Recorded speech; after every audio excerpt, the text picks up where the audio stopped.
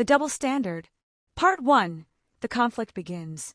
In the bustling world of a tech startup, where innovation and creativity thrived, a talented black software engineer named Marcus found himself navigating a landscape that was both exciting and challenging. The office was filled with bright minds, each contributing to the company's mission of developing cutting-edge software solutions. However, beneath the surface of this vibrant environment lay an unsettling reality that Marcus could not ignore.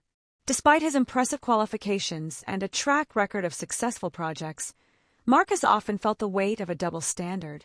His white colleagues, who frequently celebrated minor achievements, received accolades and recognition for their contributions, while Marcus's significant efforts were often overlooked. It was as if his accomplishments were invisible, attributed to the collective success of a team rather than his individual talent and hard work.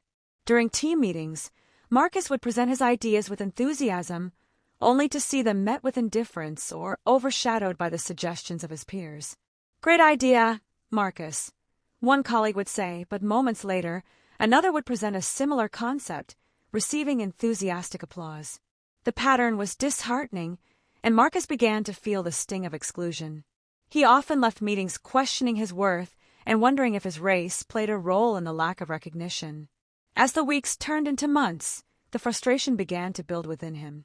He watched as his colleagues advanced in their careers, receiving promotions and raises, while he remained stagnant, his potential unrecognized. The disparity gnawed at him, and he knew he had to take action. It was time to confront the double standard that had become a painful part of his daily life. Part 2. The Act of Defiance. Determined to reclaim his narrative, Marcus decided to take matters into his own hands. He began to meticulously document his accomplishments, keeping a detailed record of the projects he had led, the challenges he had overcome, and the positive feedback he received from clients and stakeholders. Each success was a testament to his skills and dedication, and he wanted to ensure that no one could dismiss his contributions any longer. But Marcus didn't stop there. Recognizing that he was not alone in facing these challenges, he also began to mentor younger black engineers who had recently joined the company. He shared his experiences, offering guidance on how to navigate the complexities of the workplace and encouraging them to advocate for themselves. "You have a voice, and it matters," he would tell them, instilling a sense of confidence in those who felt marginalized. Through these mentoring sessions, Marcus found a renewed sense of purpose. He created a safe space for open discussions about the challenges they faced, fostering a sense of community among the engineers. They shared stories of their experiences, and together, they brainstormed strategies to combat the biases they encountered. Marcus felt empowered, knowing that he was not only advocating for himself, but also paving the way for others to succeed. As he continued to document his achievements and mentor his peers, Marcus realized that he was building a foundation for change, not just for himself, but for the entire team. He was determined to challenge the status quo and ensure that the contributions of black engineers were recognized and celebrated. Part 3. The Turning Point. The day of the company-wide meeting arrived, and Marcus felt a mix of excitement and anxiety. This was his opportunity to present his findings and showcase the impact of his work. He had prepared diligently, crafting a presentation that highlighted not only his individual contributions, but also the collaborative efforts of his team. He wanted to demonstrate that success was not just a collective achievement, but also a reflection of the hard work of individuals. As he stood in front of the room, the bright lights shining down on him, Marcus took a deep breath and began his presentation. He spoke with clarity and passion, detailing the projects he had led and the innovative solutions he had implemented. He shared data that illustrated the positive outcomes of his work, and as he spoke, he could see the attention of his colleagues shifting toward him. For the first time, he felt seen. The room was silent, and he could sense the shift in energy as his words resonated with his audience. When he finished, there was a moment of stunned silence before the applause erupted. The CEO, who had been listening intently, stood up and commended Marcus for his initiative and clarity. "This is exactly the kind of leadership we need in our company," the CEO said, his voice filled with sincerity. In that moment, Marcus felt a surge of validation. His hard work and determination had finally paid off, and he had captured the attention of those who had previously overlooked him. The turning point had arrived, And he knew that this was just the beginning of a larger conversation about recognition and equity within the workplace. Part 4. Justice Prevails. After the meeting, the CEO approached Marcus, expressing his admiration for the presentation and acknowledging the systemic issues that had contributed to the double standard in the workplace. "We need to do better," the CEO said earnestly.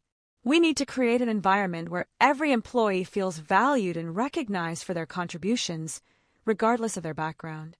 Marcus felt a wave of relief wash over him. This was the moment he had been waiting for, the acknowledgement that the challenges he faced were not just personal grievances, but part of a larger systemic issue that needed to be addressed. The conversation shifted from individual recognition to a commitment to change within the company. Together, Marcus and the CEO brainstormed ideas for initiatives that would support underrepresented employees.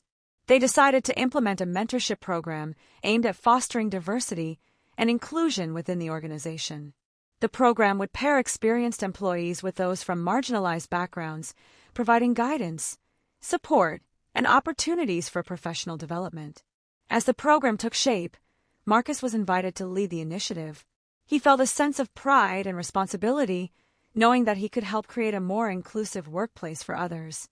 He reached out to his network, inviting colleagues from various departments to participate and share their experiences. The response was overwhelmingly positive, and soon, the mentorship program became a cornerstone of the company's culture. Over the following months, the impact of the program was evident. Employees began to feel more empowered to share their ideas and advocate for themselves. The company culture shifted, with a renewed focus on recognizing individual contributions and celebrating diversity.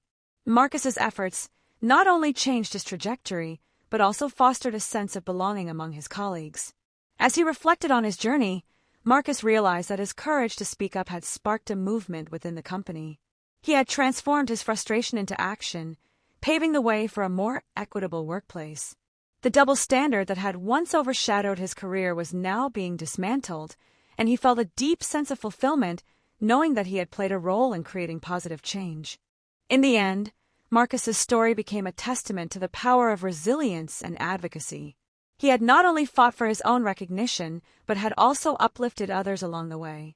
The tech startup, once a place where talent was overlooked, had evolved into a thriving environment where diversity was celebrated and every voice mattered.